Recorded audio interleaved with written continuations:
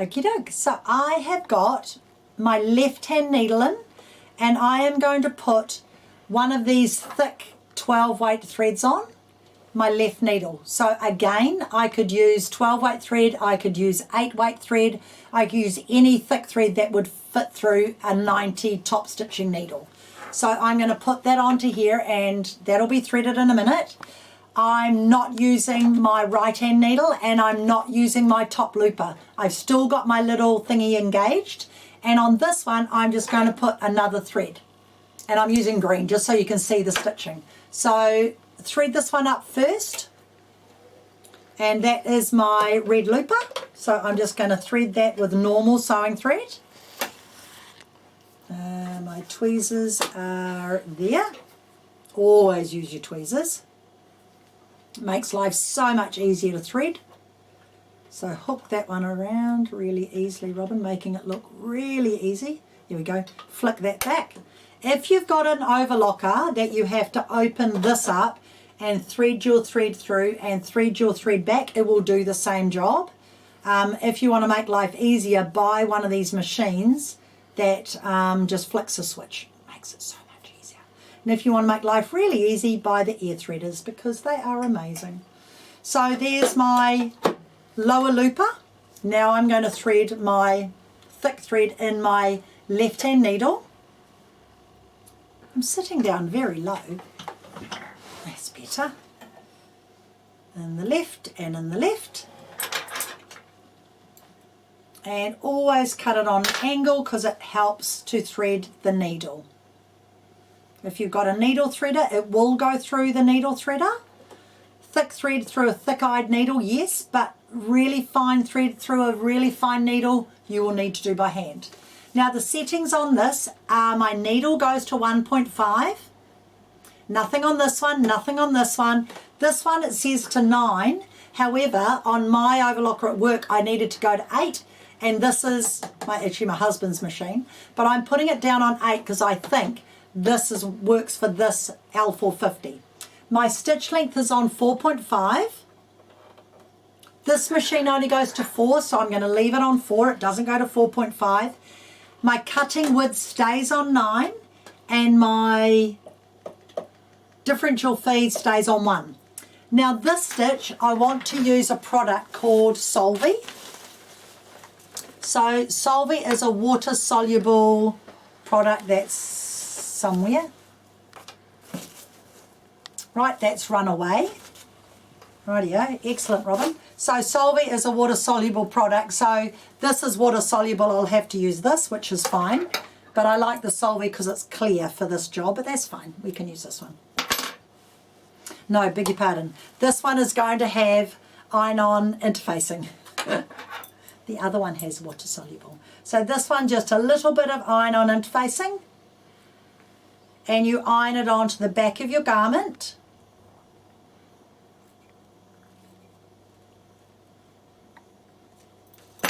And I don't have my iron plugged in, so I am going to just place it behind here. So you just iron this onto the back like that, but as long as you've got it on there, you can iron that later on, Robin, because you didn't do it. And what I'm going to do, just place that on there like that. One moment, please. Place that on there like that. Do you know what? I'm going to put my iron on because it might move, and that would be really annoying. So I have my little craft iron here. It's very, very handy. So it won't take a minute for that to warm up. It'll make life a lot easier for me because then it won't move. So onto the wrong side. If you're dealing with a wool fabric and a very fine interfacing, you're probably best to use your pressing cloth here and put this over top like this, so that you're not going to put too much heat on your wool fabric, and just put your little iron on top like that.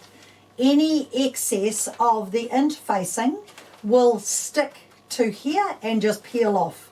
So you don't have to worry about getting it on your ironing board. So I use a pressing cloth for everything. This is good. See how it sticks? And just peel it off and it's gone. It doesn't stick to this. So these are great. So they're called applique mats. Then that's all pressed on and I can just sew. I'll undo that because I don't need it anymore. So it tells you on your notes that I've sent you. So this stitch is stitched on the wrong side. So I have got the right side here. And I have got my scissors. I'll just trim that interfacing because I didn't cut it beautifully straight. So this is my right side and this is my wrong side. So I'm going to place this with the right side facing down. Why? Because I want this to, oh no, sorry. The right side, oh now I'm really confused.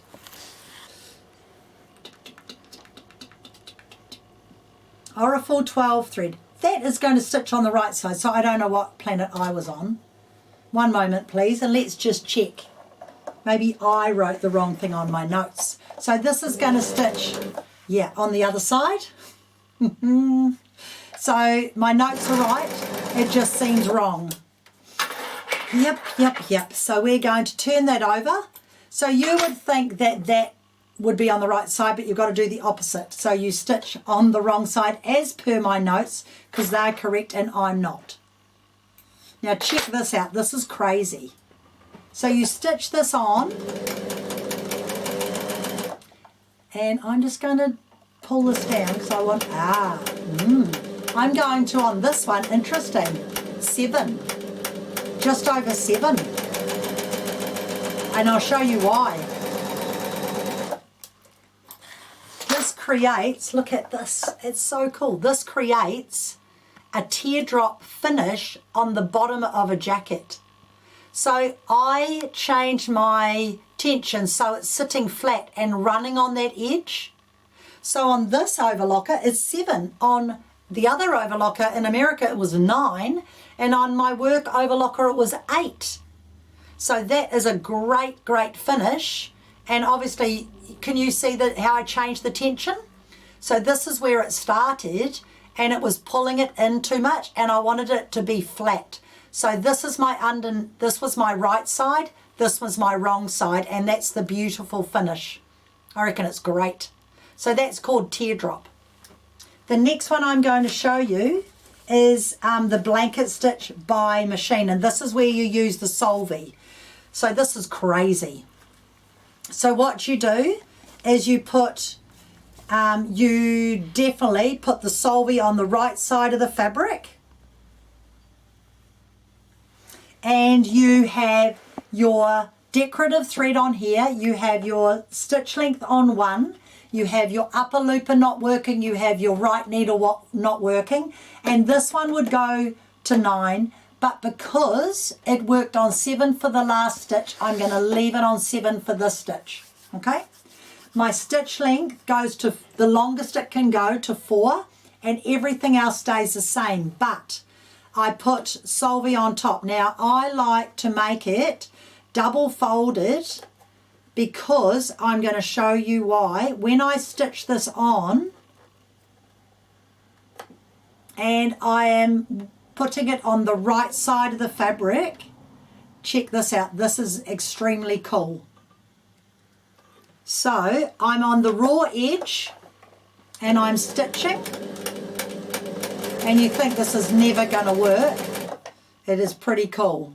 And it makes a blanket stitch on an overlocker. I had not done this before I went to America, ever. So it's basically the same stitch. And normally I would use Solvay, which is the wash away product, but this will work because it's wash away and it's stronger. So here's my finish. And what you do is you get the Solvay and you pull your stitch over to make a blanket stitch. So I think this one is very, very cool. And then you wash that away and you've got your blanket stitch. So you just pull it all out. it rolls the fabric and it makes that beautiful blanket stitch. So all of this would be washed away. Whoops. So you can see it makes a lovely hand look blanket stitch. If I turn it over, you can see it's flattened my stitch out.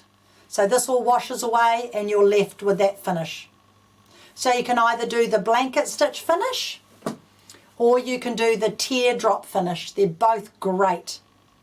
Now, if you don't have an overlocker and you want to do this, I can show you, I just remembered, I can show you on a sewing machine, I can put the 90 weight thread on the needle, do a single or double blanket stitch, put a bit of solvay behind or fold it in half. But the secret to it is, what you need to do is you need to put it on your blanket stitch, just remember this, and you need to put it on the widest width your machine can do, and I'll put this in notes because I forgot, and the longest stitch it can do. But you need to mirror image it because you want it to look like this. So I need to mirror image it. So what you do is you go I for information and you push your mirror image button. So I don't think I've got the right needle in there. Oh, and I haven't got the screwdriver. So will my screwdriver be in here? This is the question. Yes, it will. There's a miracle. Because sometimes I take it to classes in my other pouch. But I now think I've got two of them. So undo your needle.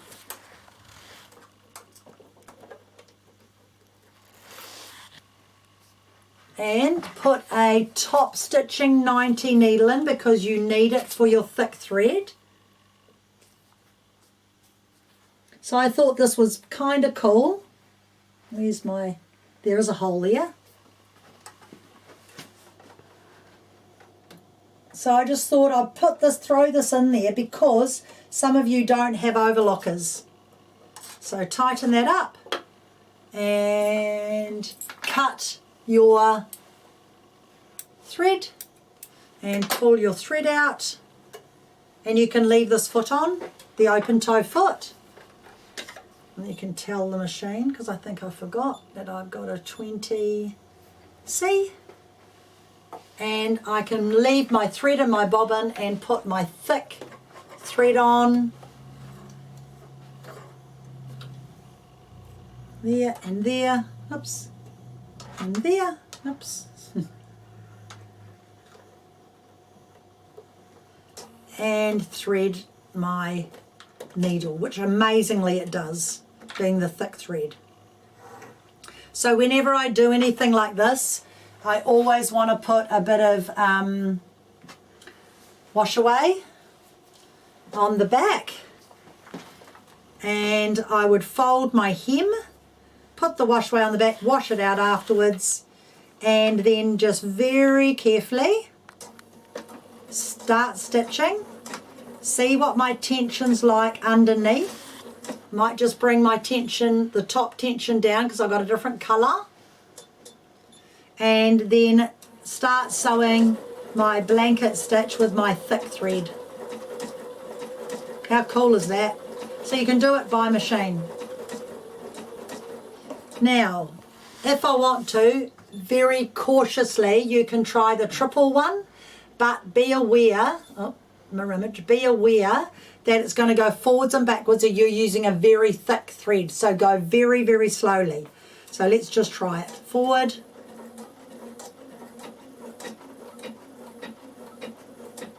Okay, nice and slow. I want to speed up, but don't, because it's very, very thick. So when I do this, I run the inside of my fabric on the inside of my foot. Oh, I'm a screw loose. Not my scissors. Need to tighten them. So be very slow, and remember that you're dealing with very thick fabric. Once you get your groove on, you can speed a little bit up, but don't push it. So there's nothing stopping you from doing that by machine. All right. Now, the last one I want to show you is this really groovy stitch, and it is the rolled hemming, but where's my sample? It is the rolled hemming stitch.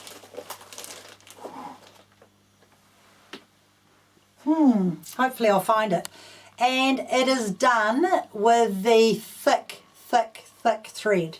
So what we want to do is we want to rolled hem and make pin tucks, and then we're going to stitch them. But I'm just a bit concerned what I've done with my sample. It's not like me to lose a sample, is it? Every day. So we might do that when we come back, because I need to find my sample. So I will see you in a minute. Found my sample. So here's my sample. It is the cutest stitch. So what we've done is we've put the thick thread this time on our blue looper, normal thread on our other two, and we do however many rows you want, but the secret is how you do it. So I'm going to show you that now. So I have got my thick thread on my blue looper. So we're using the blue looper. So we've taken our little weird contraption off, and that is our little cap. We've put that away. We're putting our thick thread on our blue looper. We're leaving our green looper threaded, and we're threading up this one. So we've taken this thread from here to here, putting normal thread on our needle, but we're not going to use our left needle. We're going to put our left needle in our right hole. So Robin, you've got that in the wrong place. So we're going to use our right needle, not our left needle. So I'm threading this one first. And you can only do rolled hemming with the right needle in, not the left. And you can't use your top stitching needle, so you need to put a normal needle in. So I'm going to take this one out. And you've got these great gadgets in your overlocker, and this one holds my needle in place. You put the flat to the back, so just turn it around and put your finger on it, and then you can push it up into the right hole. Tighten the screw and also tighten the left screw so that it doesn't vibrate out. And then put your little tools away. There's little pictures, you can't go wrong. Put your tools away. And this is going to be threaded in my blue looper. So I like to cut it. And I hate to say it, but a bit of lick and spit goes a long way when you're threading overlockers.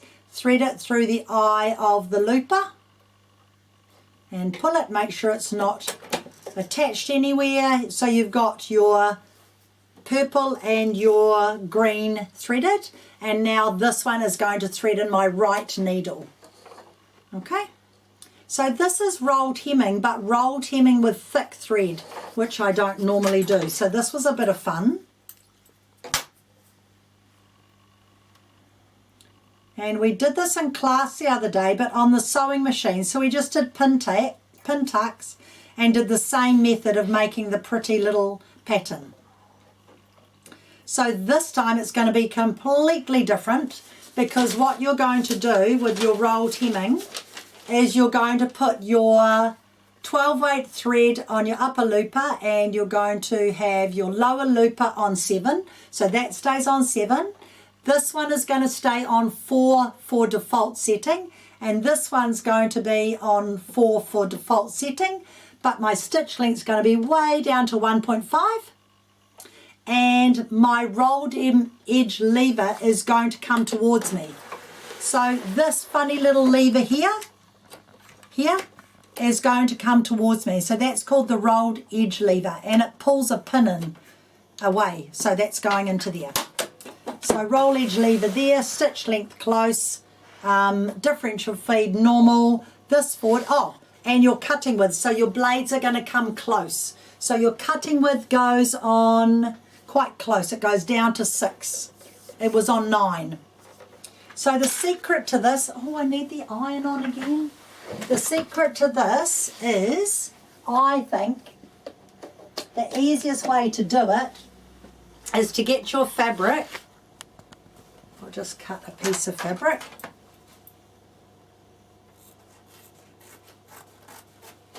And what I did was I folded 1 inch up, and then I flipped that up, and then I folded an inch away, and then an inch away, and an inch away. That was easier than marking it with a pen. All right, so I'm going to show you. So I'm just going to fold my first piece up. I'll come around here, move that back, move that out of the way actually. And my girlfriend can go over there. So just iron a inch up. These can be as far away as you want them to be. And then I just lifted it up and obviously measured, and did another fold. And then folded it up.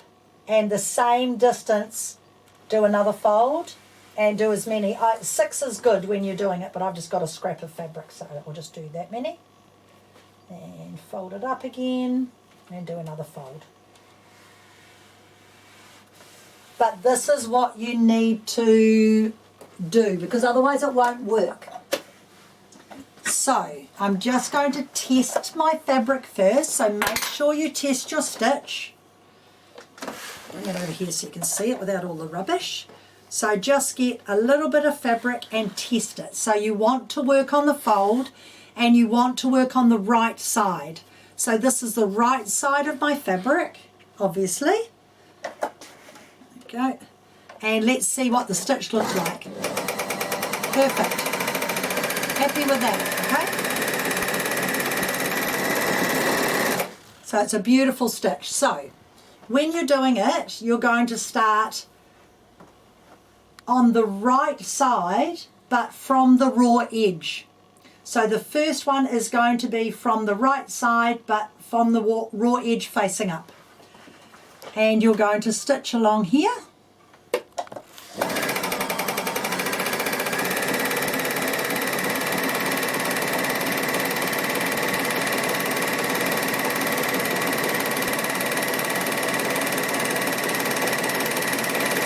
Now this is the part you need to know.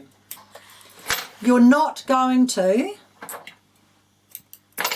then fold and do the next one like that, because you need to turn your work around so that the next one is folded here so the right sides can butt together and be tidy. So this is the way I sewed. Now I'm going to turn it around and sew from the top down, but with the right side all facing up. So right side facing up again, but I've turned the whole piece of fabric around, because when they go together they need to be perfect.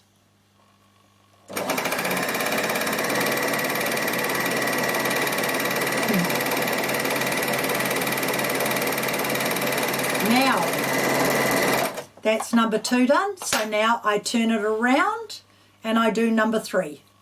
So you just keep turning your fabric around. So now when I put those together, I've got the right side facing up. So now I do the 3rd one.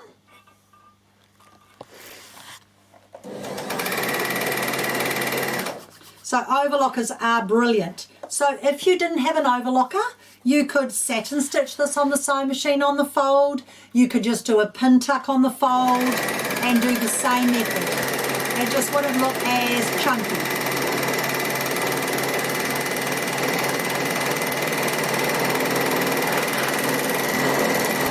So remember, turn it over and do the last one. Well, you do lots more than this, but this is just to show you. So you've got all your rows overlocked.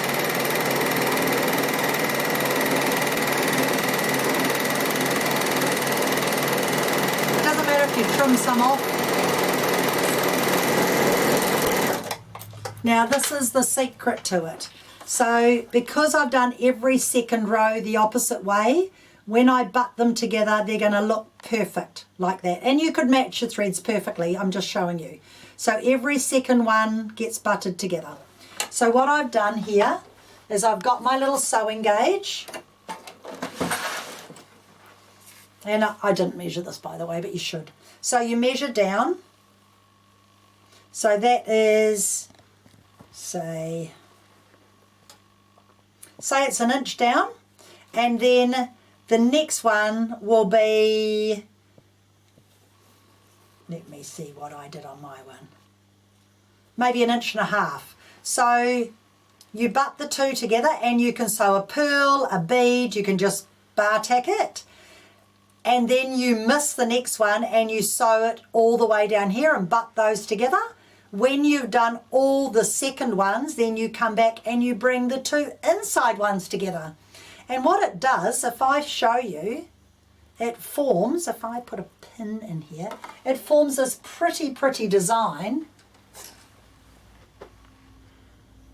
Very, very clever. And if I bring this one out, and you can make this gorgeous little design just by the way you stitch it. Okay, so you can see it's going to come in and out and in and out, and it's really pretty. We did not get time to do this when we were at class because there was so many people in the class, so I did this one when I got home. And in class the other day we did them really close together, but it's so pretty. So these are just a 30-cent flower that I used. So every second one you stitch them together and then you bring the opposite ones together. I think it's clever. So this is quite pretty, but it could be done on the sewing machine as well. So you can see this one I stitched. What I'll do now is I'll put those two together, miss one, and then put those two together. And once I've done those two, then I'll bring the middle ones together and stitch every second one. So you can see if you do the same colour thread, it's going to look better. So I think it's great. But it's a very pretty finish. So these could be, they were supposed to be done with pearls, but I liked it with buttons. But your overlocker, I think your overlockers get underutilised. So that's why I wanted to do a bit on the sewing machine and a bit on the overlocker. Now I need to tell you, after I was at Bernina University, we then went on holiday and I did get my husband to take me to Mood Fabrics. So this is in Los Angeles, and this is the shop where they go for Project Runway, and they go around the shop, and I can see why they have such a good choice because there's a million fabrics there. And I may have bought a couple of pieces of fabric because my husband said I could.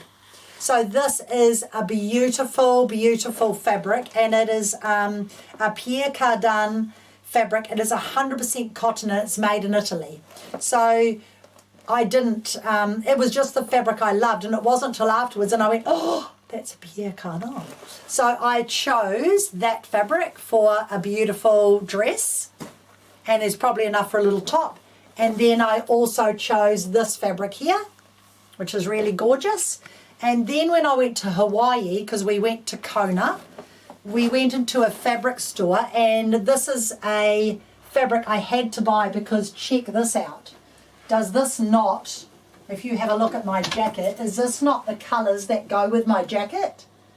So I just fell in love with that fabric because I haven't got that one in the shop. And I bought this pattern, and it's called the Little Something pattern, and we're going to make that for our summer uniforms. So when we go out of our winter and it's too cold just to wear a top, we can have a little jacket, so I'm going to make that jacket up. So I thought that was really cute. But it'll be more kind of a blousey jacket. It'll be really nice. So I just thought that colour's great. So the leftover fabric, I'm going to put it on a t-shirt, then I can wear it under my jacket. So that was Mood amazing, really amazing. So a little bit of a mission to get there. I think it took us an hour and a quarter. We went on a train, we went on a bus, we had to catch an Uber or a Lyft, I can't remember which it was. And then by the time we got there and finished, we went, just let's catch a Lyft back, because it was such a mission. Half the trains weren't working. Oh, it was crazy. But if you go to LA, make sure you go here. Definitely get a Lyft or a Uber to the last part because it's a bit of a dodgy area. But once you're there, you're very safe and sound. And honestly, you will get lost. So there's a little bit of an insight into what I did at Bernina University and a little bit of our trip. But in Las Vegas, we did go to the Grand Canyon and we went to the Hoover Dam, and it was amazing, and we luckily got a clear day. And if you want a really good holiday, go to Kona in Hawaii, because this time of the year it's quite beautiful and the sea's warm and you can swim every day and you can get refreshed, so you can come back and then start sewing again. So enjoy, and I will see you again next month.